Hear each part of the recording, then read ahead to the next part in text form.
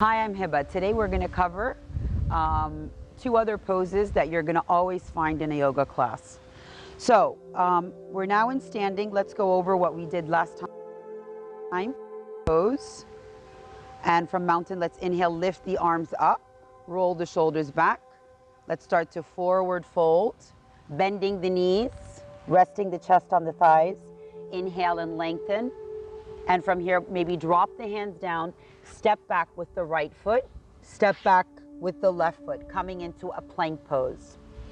Coming into plank pose, you always want to push your body away from the ground. You're really pushing your hands away from the ground. You want to fill the space in between your shoulders here, so you don't want to slump into them. You want to push it up. You want to take your toes as far back as you can, pushing your heels as far backwards as you can to activate the leg muscles as much as possible.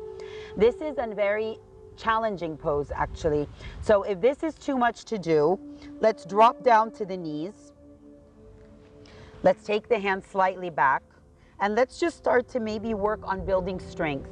Building strength by really pushing the arms into the mat, lifting up. We don't want to slump in the body. We want to lift up, activate everything.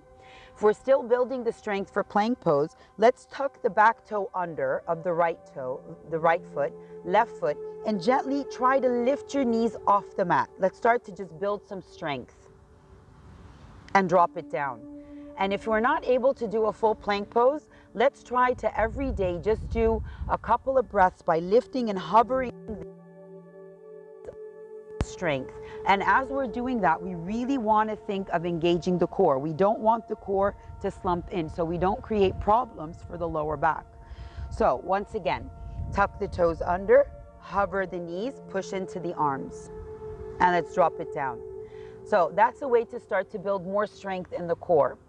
And if we can, if the plank from here, we're able to do it, but it's just a bit more challenging, maybe we can drop the knees down and let's try to do a forearm plank. So once again, plank pose. Let's take it into plank, holding our plank.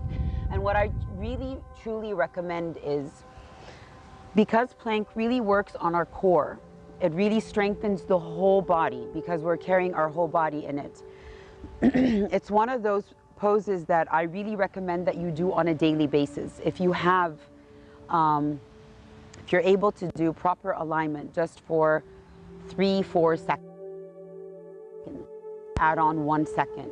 If you're able to hold a plank for 1 minute, that's really good. That's really holding a lot of strength. So maybe we can, set that intention today to work on our core. And in doing that, we're going to do a plank pose every day. You can do it in front of the TV. You can do it. It won't take 1 minute. So how are we going to do it? Let's just go through it one more time. We're going to come onto the hands and knees. You're going to make sure that your wrist is underneath the shoulder. You're going to make sure that the knee is underneath the hip. You're going to step back with the right foot, step back with the left foot. I want you to really notice what happens in the hips. If they're sagging down, push the ground away, lift up. Feel your belly button pushing into your spine. This is your plank pose. This is too challenging. Let's drop the knees. Drop the forearms down. Press the hands nice and deep into the mat. Spread your fingers nice and wide. Take the right foot back